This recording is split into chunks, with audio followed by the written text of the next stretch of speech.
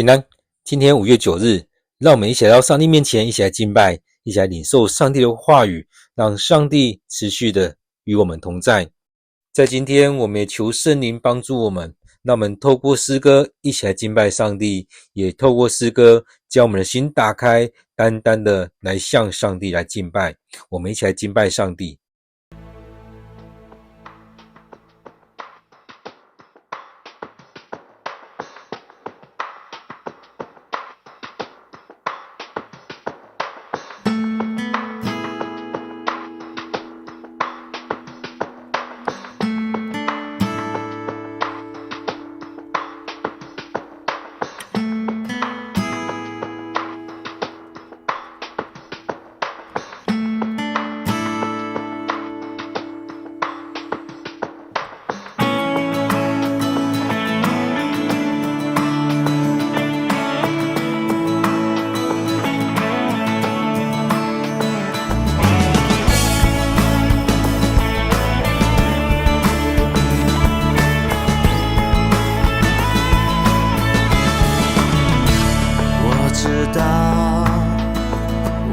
救赎者活着，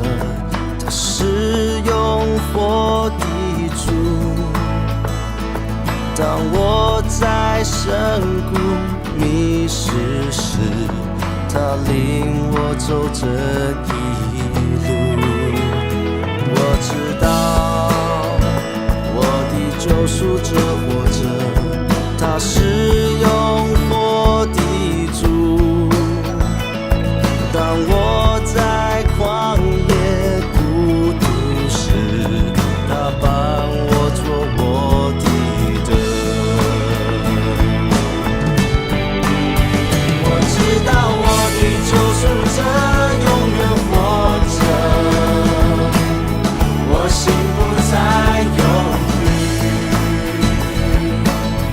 我要在每一个日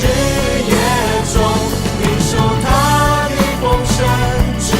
爱。我知道我的救赎者永远活着，我灵不再沉睡。当号角响起的那一天，我将见他荣光之面。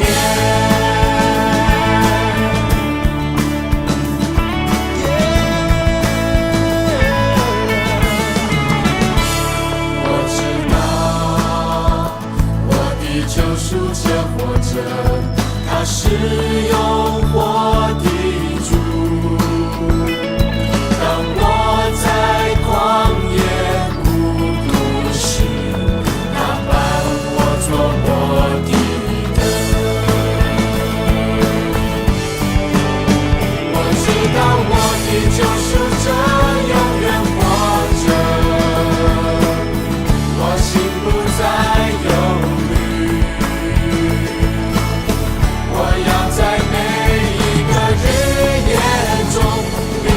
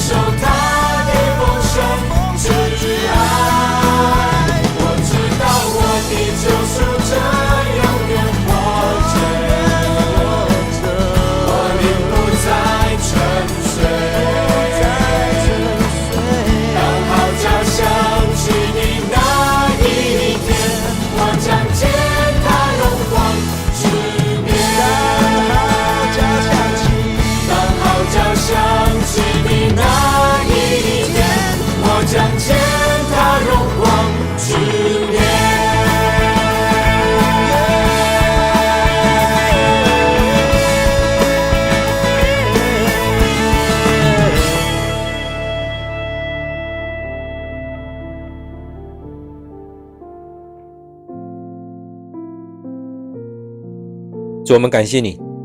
当我们来到你面前，愿主你就在我们当中来带领我们，让我们单单将自己献上给你。主啊，求主你带领我们，在每天当中都领受你的恩典，都领受你的浇灌，愿主你的灵充满在我们当中。主，我们要将今天这段时间仰望在主你手中，让我们的敬拜，让我们的读经，让我们被圣灵来充满，让我们领受你的话语跟恩典。感谢主，我们将祷告祈求都奉靠主耶稣的名，阿们。今天5月9日我们要读的经文在列王纪上第15章1到8节。列王纪上第15章第1节到第8节。以色列王耶罗波安在位的第18年，亚比亚登基做犹大王，他在耶路撒冷统治了3年。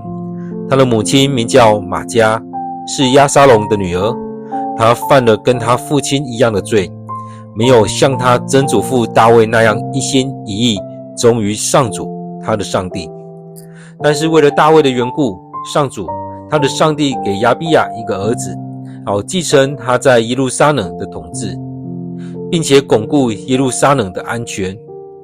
上主这样做是因为大卫做了上主认为对的事，除了赫人乌利亚那件事，大卫从来没有违背上主的命令。亚比亚有生之日，罗波安跟耶罗波安之间常有战事。亚比亚其他的事迹一一记载在犹大列王史上。亚比亚跟耶罗波安之间常有战事。亚比亚死了，葬在大卫城，他的儿子亚撒继承他做王。我们今天读的经文在列王纪上第15章第1节到第8节。让我们再用一段时间来读今天的经文，来默想今天的经文。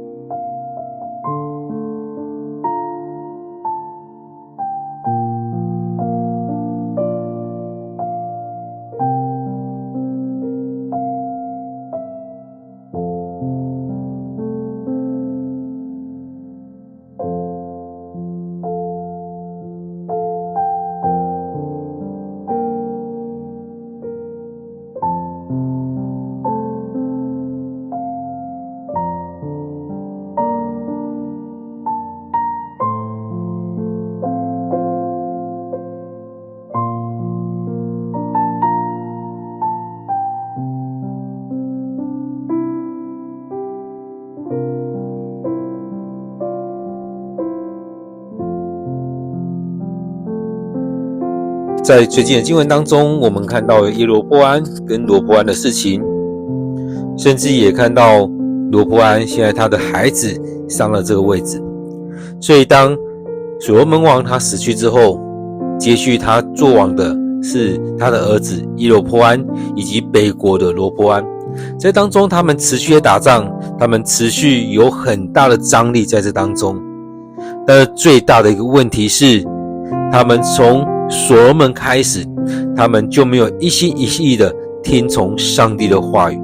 他们没有忠诚于上帝，他们没有来到上帝面前。所以不管是南国的罗波安，他在这许多事情当中得罪了上帝，在北国的耶罗波安也是如此，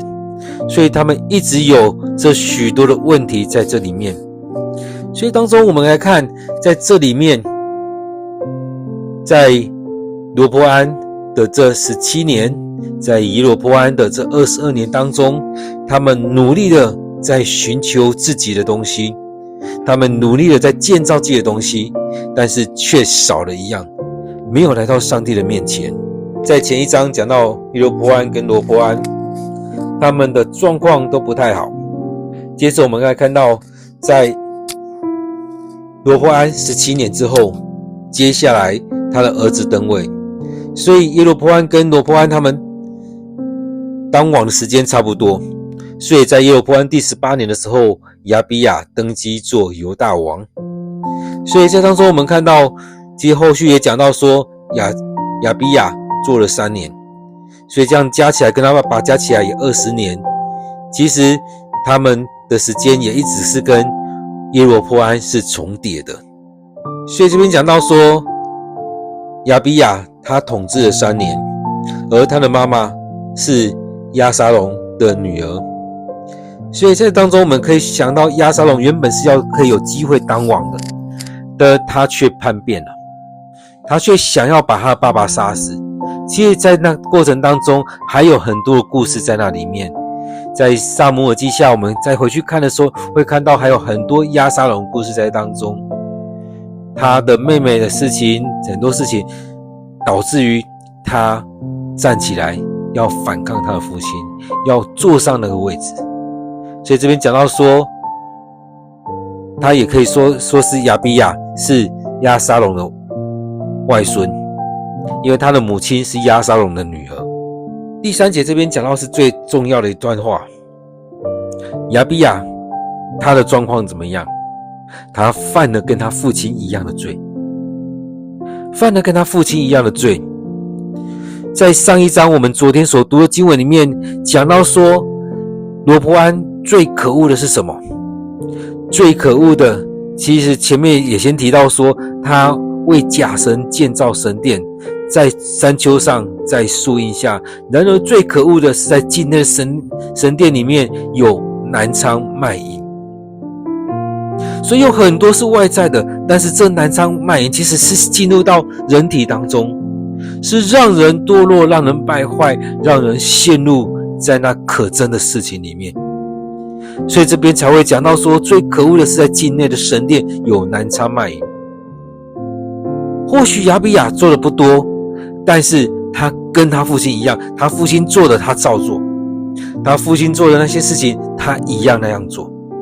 所以第3节这边其实也是我们看到圣经里面讲到所罗门王，讲到耶罗波安，讲到罗波安，这边又讲到亚比亚，其实一直在讲的同样一件事情，有没有一心一意忠于上主，有没有听上帝的话语，有没有照着做。所以在耶罗波安那边有讲到说，不像大卫这样一心一意的效忠上帝，听从上帝的话语命令，做上帝所准许的事情。所以我们看到耶罗波安最后他做这么多事情之后，最后下的注解竟然是没有像大卫那样一心一意的效忠我，听从我的命令，只做我准许的事情。其实我们看到罗波安也差不多，而他的儿子亚比亚跟他一样，跟罗波安一样，所以他们做的都没有效忠上帝，都没有专心只拜这个上帝，他们也犯了以前上帝透过摩西所留下来这些诫命。其实这当中真的是要让我们回来看，我们的生命是走向什么样的情况，我们是不是真实的在那当中来敬拜上帝，我们有没有完全的来仰望上帝，这非常重要。所以我们在我们生命当中，我们常说我们要把上帝放在第一位，但是我们常在理智当中，在嘴巴当中这样讲，但是我们常不知道把上帝放到哪边去，甚至放到仓库里面去。第4节又出现类似的话，所以在当中一直在出现这类似的，有没有忠心于上帝？即使没有忠心于上帝，更这当中一直出现，从所罗门开始一直出现的，就是比较消极的。当这些人他们没有效忠于上帝，但是为了大卫的缘故。上主他的上帝给亚比亚一个儿子，好继承他的王位。所以当中我们看到一直在出现这样的事情，所以因着上帝的怜悯持续的在这当中，所以这也是印证了上帝所说的，不顺服的人要惩罚他到3、4代，但是愿意跟随他的人要祝福他到1000代。所以这边依然是如此，为了大卫的缘故，给亚比亚一个儿子，可以去继承他的王位，去统治，巩固耶路撒冷的安全，也就是在当中守护着耶路撒冷城。所以在这里面依然是看着大卫的面子，其实不只是看他的面子，更重要的是因为大卫全心全意的完全的顺从上帝，所以上帝将恩待大卫，而这样的恩待也必应在他的子子孙孙当中。其实我们看到有时候我们会觉得人跟人当中好像很多事情都没什么好讲的，只好讲过去，只好讲某些事情。其实大卫这些孙子很多时候好像也没什么好讲的，也就是一直在得罪上帝，一直在忤逆上帝，所以一直回来在讲大卫是怎么样，大卫是怎么样，上帝怎么祝福他。所以这边讲到说大卫他是专心的仰望上帝，顺从上帝。所以第5节这边讲到说，上主这样做是因为大卫做了上主认为对的事情。大卫一直在做这样对的事情，一直回到上帝面前。他怎么样做对的事情？他在小孩的时候，他在年幼的时候，在年少的时候，就持续的敬拜上帝。他出来的时候被上帝拣选之后，他依然很多事情，大部分事情都先求问上帝，询问上帝的心意。所以在生命当中当然有污点，所以这边又提出来他的污点是什么？他跟乌利亚太太同房，也为了同房的事情，为了这劈腿的事情，为了怕东窗事发，所以用尽各种方式是要除掉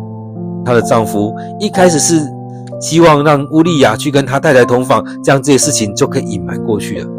但是上帝不让这些事情这样发生，所以乌利亚2、3次他都没有回去。到后来大卫真的没有办法了，所以他在当中他用更多的方式去遮掩他所做的错事，所以他在当中我们看到他后来用各种方式要除掉乌利亚。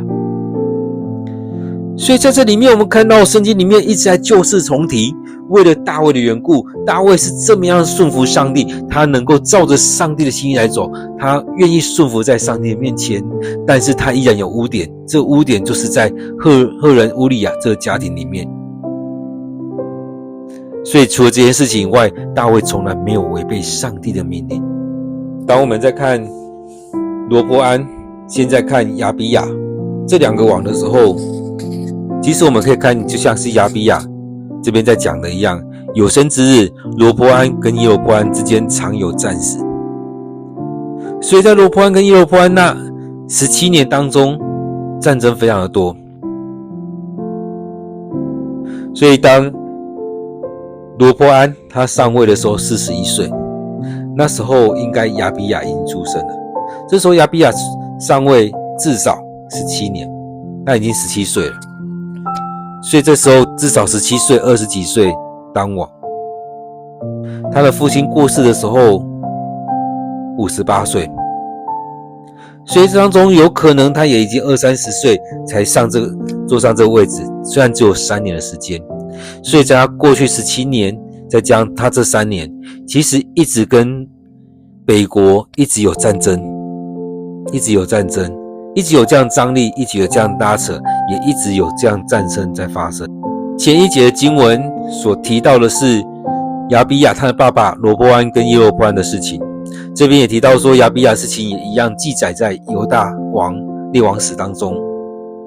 而前面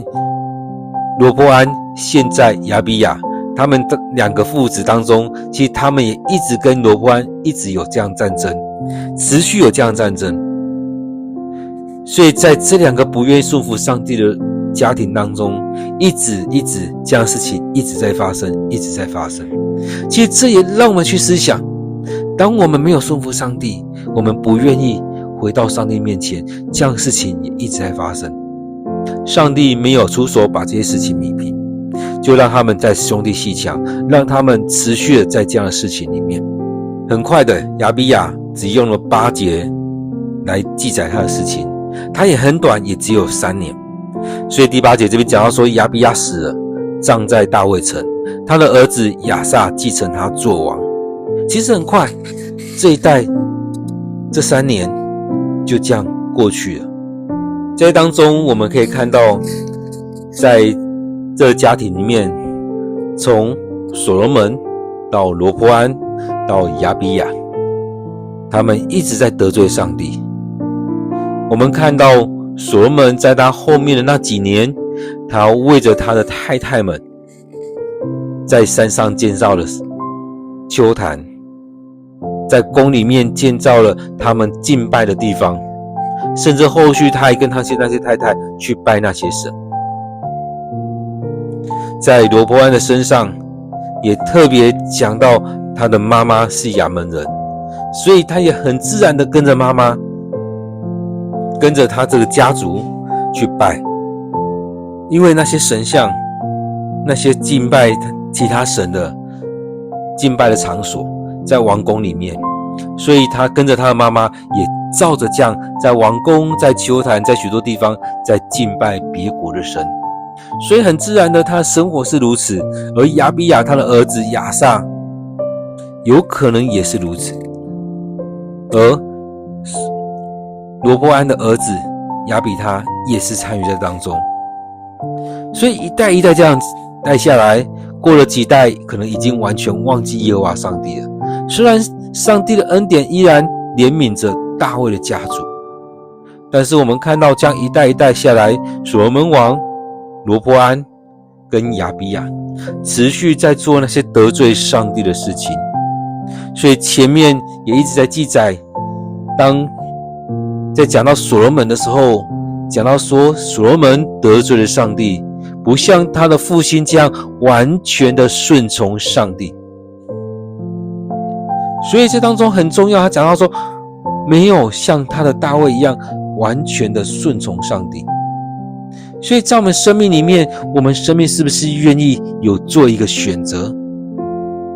是要选择顺从上帝，还是照着自己想要的，或者是去拜别神？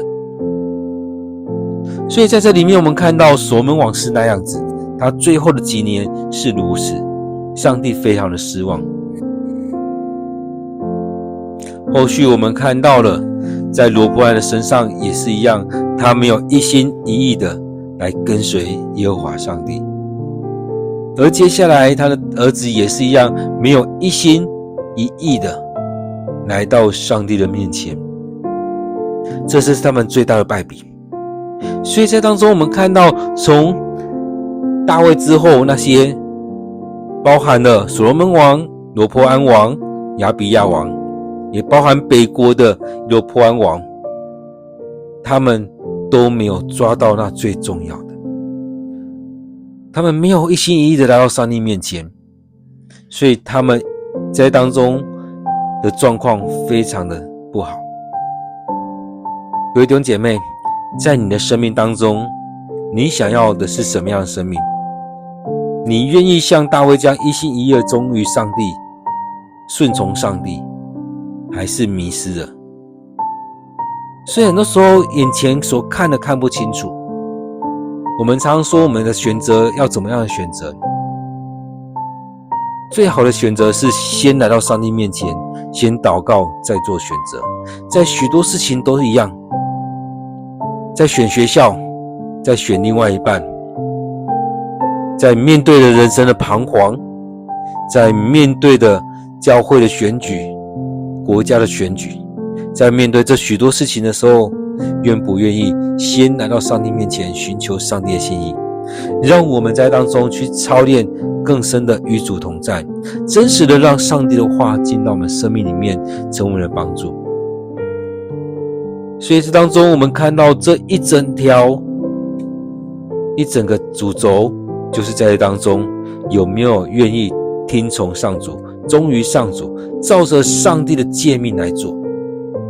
弟兄姐妹，当我们在读经的时候，就是要将上帝的话语放在我们的生命当中。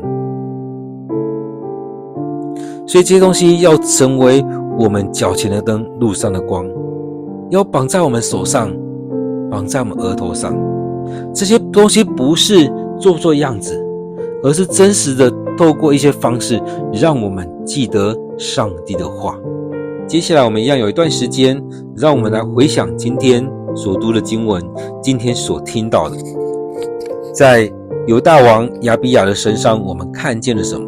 我们看到这家族里面依然的在堕落与败坏，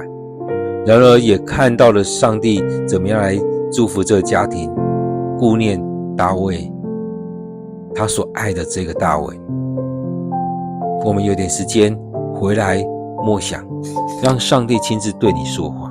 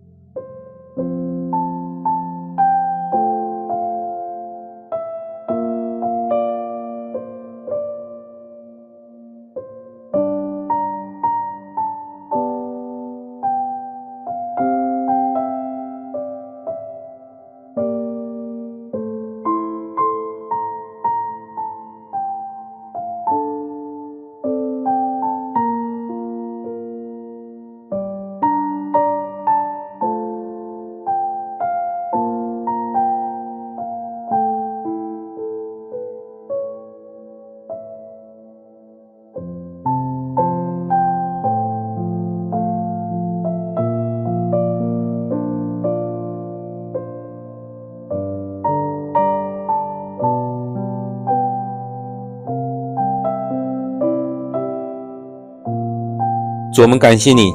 当我们还不认识你的时候，你已经拣选我们；当我们还不明白的时候，你与我们同在；当我们得罪你的时候，你等待我们回来你面前来悔改认罪，你等着要赦免我们。亲爱的主，愿主你帮助我们，在我们生命当中，你要持续的祝福我们，就像你顾念大卫这样子，祝福他的后代，也要祝福在我们当中。也愿主你帮助我们，时时被你提醒，不要离开你，不要得罪你，在这许多事上都来赞美你。主啊，愿主你就在我们当中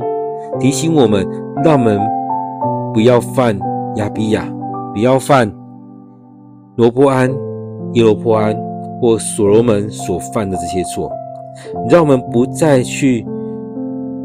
思考着外面的神明是怎么样，而是更多的着眼在主你的身上。主，我们过去很多时候都得罪你，愿主你帮助我们，遮盖我们，让我们愿意来到你面前来认罪，也求你赦免我们的罪。主，当我们来到你面前，愿主你就充满在我们当中。主要将今天的聚会恭敬的仰望在主你手中，愿主你看顾，愿主你保守。献上我们祷告都奉靠主耶稣的名，阿们。愿我们每天都有一段时间来到上帝面前来亲近上帝，愿上帝赐福你。